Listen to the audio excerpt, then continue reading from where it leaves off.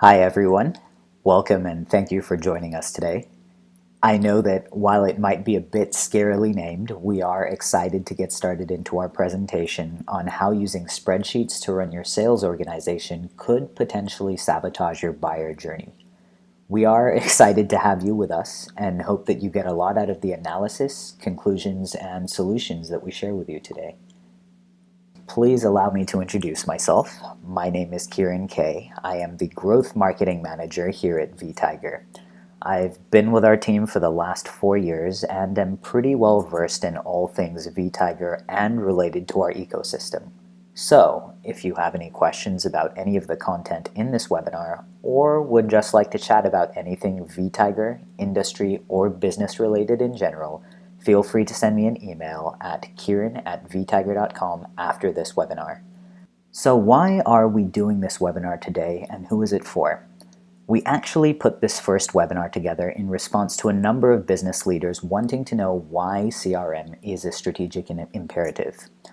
There are a lot of answers to why a CRM might be important for your business individually that originate from inside of your business and are unique to your situation. But what we're going to do is try to tackle this from a perspective that's common to every business, and that is the buyer ecosystem and how expectations are changing. Now, while this webinar is targeted at sales reps, leaders, and executives that still use primitive systems like Excel spreadsheets as the basis of their sales organization's data collection and engagement, we do also hope that this webinar is useful to those attendees that already have a CRM solution, but are looking for more insights into the changes underlying B2B purchasing behavior and why those changes are occurring. So now I'd like to go over our agenda for today's webinar. First, we will discuss why many sales teams resort to spreadsheets in the first place. Next, we'll go over changes in buyer behavior that are calling for deeper customer knowledge and customer empathy. Third, we will go over top customer needs and frustrations that they've told us about and that we've studied throughout the buyer process. And lastly, we will cover 3 VTiger tools to help you scale relationships, and these are particularly important for non-CRM users to experience and understand. So, we've asked customers that we've helped migrate to VTiger from Excel why they really started out with Excel in the first place. Some of the answers that we got were, first, familiarity. That Excel is such a versatile tool that most people learn to use it in a completely different context first, and then become familiar with it. And after, when it's time to capture sales data for their sales organization, they repurpose that knowledge pretty easily. When you're just starting out and you don't know what data you're going to need, it's easy to just label a few columns, first name, last name, and email address, and to start inserting contact data in there. But as your data needs evolve, maybe you need to add an address for shipping or because you need to make site visits, and it becomes easy to keep morphing what you might call your data model without too much extra work. Just keep adding new rows and new columns as necessary. And lastly, really, who can forget that once data starts to accumulate in Excel, building charts and pivot tables to track progress and measure performance can be done in just a few clicks.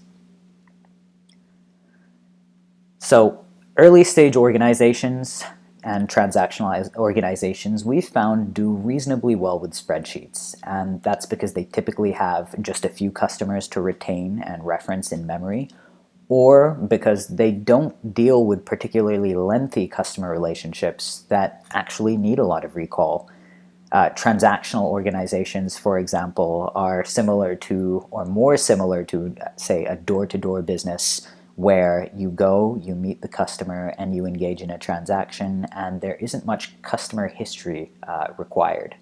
But what we have found is that as a business and its sales team grows, spreadsheets and other simple tools that help it get to this point can actually prevent future growth. Now, what does that mean? Thinking about the different dimensions in which a sales team can grow, as it grows in size beyond one sales manager, perhaps to 2 extra employees, information now needs to be shared between managers and reps. and that can be incredibly difficult with spreadsheets, especially if you want to show each employee only their deals. As reps take on more volume or deals extend out for months or years, more contextual information that Excel doesn't capture, like past email conversations, for example, need to be recollected at various times. And searching through email inboxes and other sources of information wastes time and gets harder to do as relationships and deals scale up in volume. Additionally, as sales reps leave and relationships need to be transferred to somebody else inside of the organization, none of the context of the relationship is stored in Excel to transfer. So you find that these reps either start from scratch with relationships, but this can typically be jarring for longtime customers that now have to adjust to this new relationship and not being known. Now, if this were 10 years ago, dropping the ball on any of the above would be more acceptable, but we know that customers are more sensitive now than ever before. Before we get into exactly what they now expect, let's go over some of what has actually happened. And this takes us to the second part of our webinar, which really goes over the changes in buyer behavior that now call for deeper customer empathy. So, if you think about how sales was conducted back in the day, and I say that with air quotes because the transition was a relatively smooth one over the last 10 years or so. Back in the early 2000s, most buyer engagements were still very much controlled by the sellers, and information reached customers through advertisements, word of mouth, and a few other sources, but it was mostly owned by salespeople. And these sales relationships were actually critical to buyers for obtaining information that they couldn't get from anywhere else. The emergence of technology as an information source has transformed consumer expectations, however. And this particular quote was pulled from an Ernst & Young report that was put together in 2014 on shifting buyer behavior. And it reads, "Advances in technology and communication, combined with the explosive growth in data and information, have given rise to a more empowered global consumer." An Accenture report on how customer behavior is changing really puts this into context. The most important part of this paragraph is that brands are being benchmarked not only against their industry peers, but also against great customer experiences that organizations offer in other sectors, a phenomenon known as liquid expectations. Now, while this refers to brands as a whole, it really means that customers are benchmarking every experience that a business provides with the best provided by even non-peers. So pulling from a non-service example, for example, if you sell groceries online, people will still compare your shopping experience to that of Amazon, even though your business models may not be similar. All in all, what this has done is created a very high standard for every business to live up to. Now let's take a look at where people's information is coming from. We find that growth in participation across the web started during the Web 2.0 era back in the 2000s, and it really hasn't slowed down since. If we take a look at this chart of the monthly active users combined on Facebook, Twitter, and LinkedIn, we see that starting in 2008, there were just 100 million users across all three sites. But by 2015, that number had essentially grown in a straight line, ballooning to 2.3 billion. Now we know that people on the web do essentially two things. First, they create information. There are now 500 hours of YouTube videos uploaded every single minute. And because as the web continues to expand, there are more eyes to see that content. People feel an increasing incentive to create, so they are doing just that. But with the increase in information available on the web far outpacing that off the web, people are now starting to trust socially created information more than ever before. One way to measure how much that trust is growing is by looking at a recent study done by LinkedIn in 2014 on the influence of social media on the buyer journey. 84% of C-level executives and VPs now actually trust social media to influence part of their purchasing decision. While that needs to be taken with a grain of salt because LinkedIn is a social media company, we've seen numbers ranging anywhere from 40 to 70% across most of the studies that we've looked at. And we often hear a number of people citing references to V-Tiger as their reason for coming to us, so this is not a foreign concept to us. Taking a step back away from social media and looking at how people obtain information as a whole, we see that it aligns pretty perfectly with what we'd expect. In this SAP study done on more than 1,000 corporate buyers, we find that even over the last 12 months, web search, like Google or Bing if we're being objective, vendor websites, like vtiger.com if you're doing your research, peer recommendations from sites like G2 Crowd and LinkedIn, have all increased in influence over the buyer journey. Now, this is in contrast to press releases, analysts, influencers, and publications, which have decreased slightly in use according to this SAP study. These are less easily accessed, so what people are really doing is going to where it's easy to obtain information. Now, because buyers feel more capable of doing research on their own and more empowered, the end result is that they're less reliant on sales organizations for much of their education and information. A survey done by HubSpot really outlines an insight that you might expect after all of what we've discussed, and that's that both B2B and B2C buyers are less dependent on salespeople during their research and analysis process than they were 2 to 3 years ago, and really more than ever before, actually. There are often arguments that the information these buyers have isn't always good or objective, but all that means is that sales needs to help them navigate what they've researched. But the fact is that salespeople feel like it is a lot more work, and buyers don't openly give them that opportunity to do so. So what we know now is that buyers now independently seek out information before reaching out. They feel like they better understand their own problems. They evaluate more substitute solutions and more competitor solutions before talking to a vendor. They don't believe everything that they read or hear and go to customer reviews of experiences before evaluating a purchase. And finally, that in spite of all of this, they do still turn to sales when it comes time to learn more and actually close deals. So we've navigated through the changes that are occurring in the buyer ecosystem. And we now know that sales interactions still happen, as you are very, very aware. So let's start to navigate really what the top customer needs and frustrations are that buyers have spoken about when they do actually turn to sales. What they've shared are some interesting insights about the misalignment between their expectations and their experiences. And we'll go over that now. So referencing that SAP study done on 1,000 corporate buyers, if we rank the top first through fifth complaints, we find that complaints are really grouped into two categories. The first category is one that that is associated with the typical frustrations that people are used to hearing about. Ranking first, 48% of people disliked pushiness. Similarly, or on a similar note, ranked in fourth, 43% disliked over-persistence or over-contacting. And this is really because buyers want to own and control more of their purchase experience. And they do want to be able to take the time to obtain information as and when they're ready to receive it.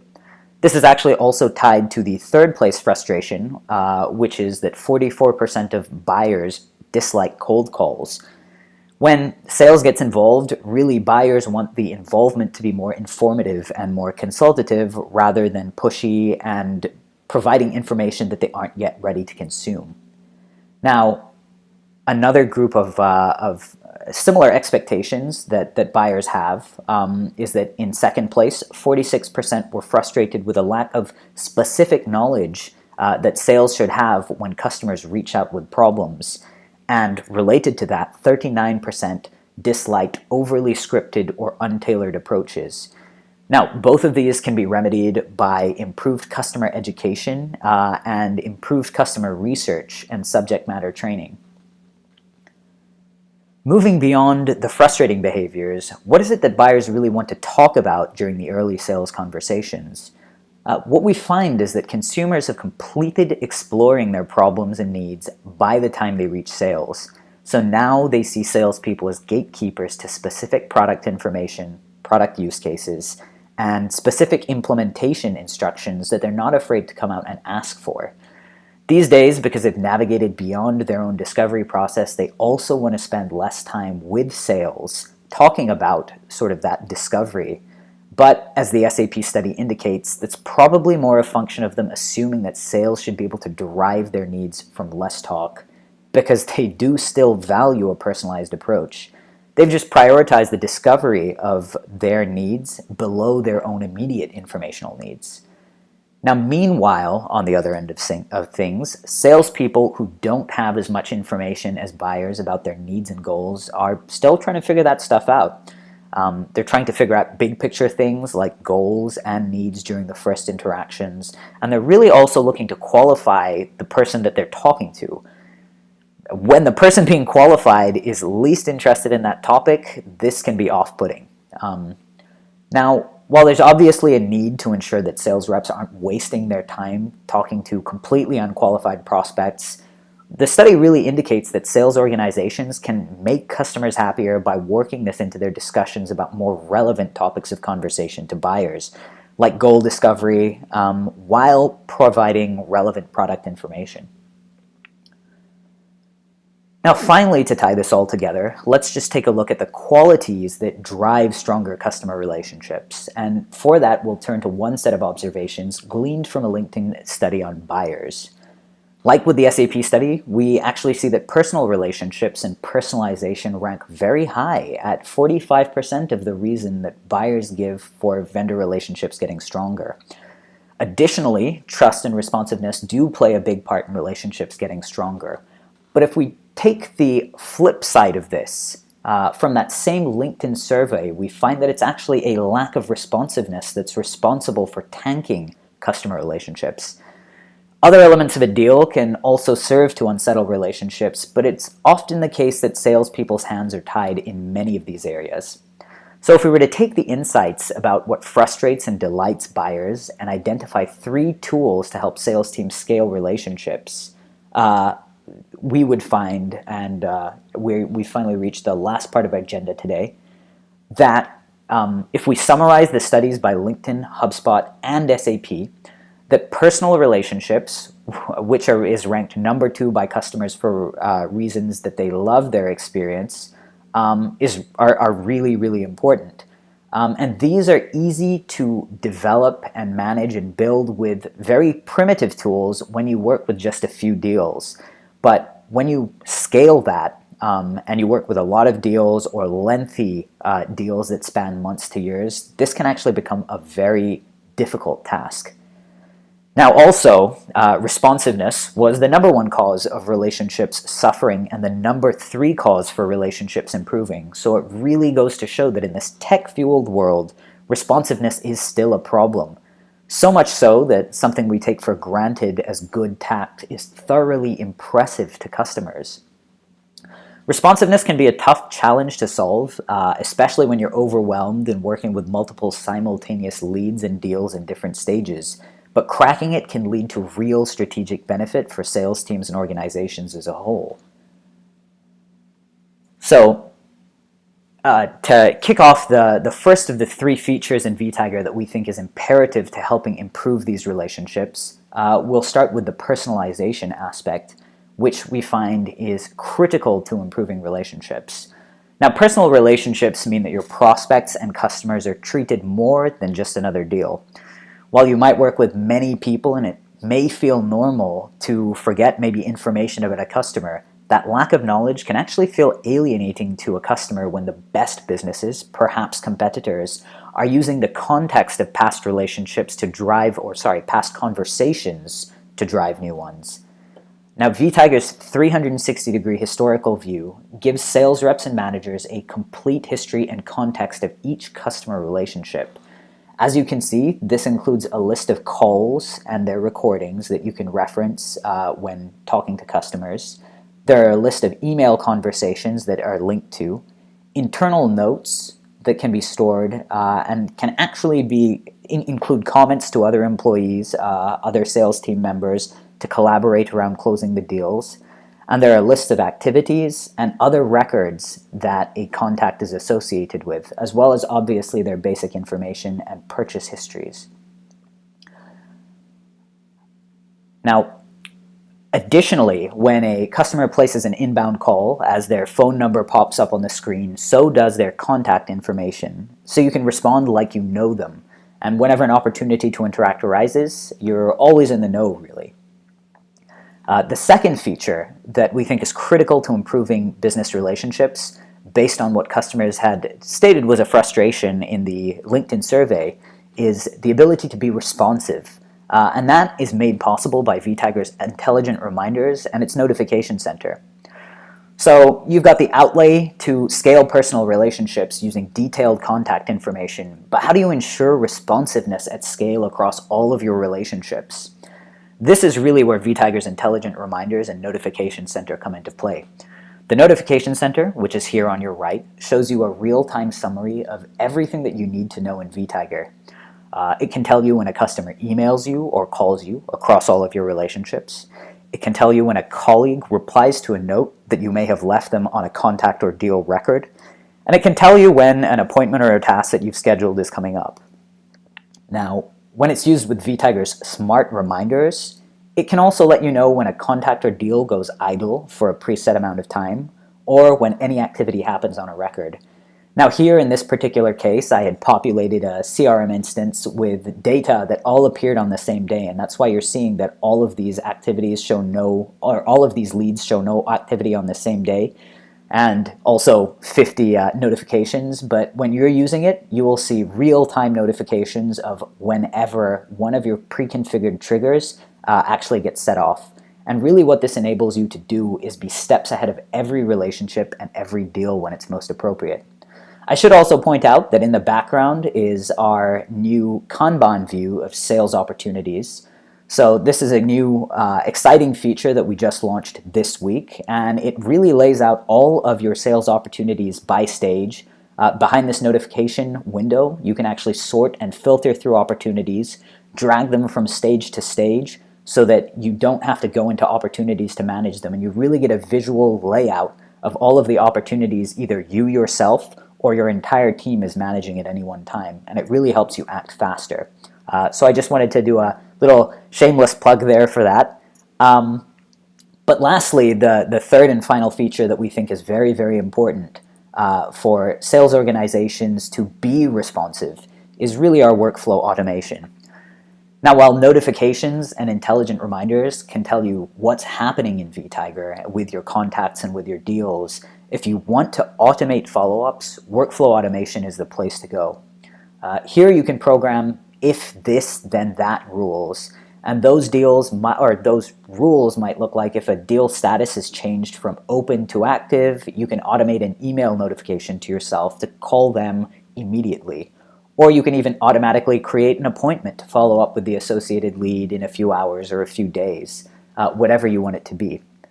Now together, the 360-degree contact views, the smart reminders, workflows, and the notification center can help you build trust with your leads and customers.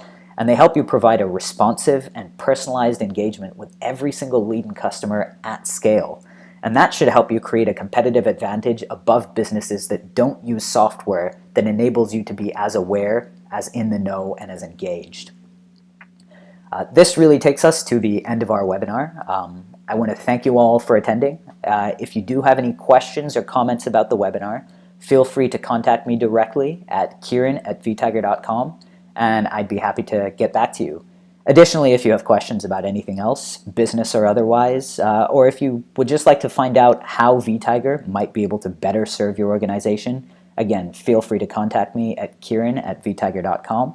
That's KIERAN @vtager.com. I look forward to hearing from you. Thank you again. Take care.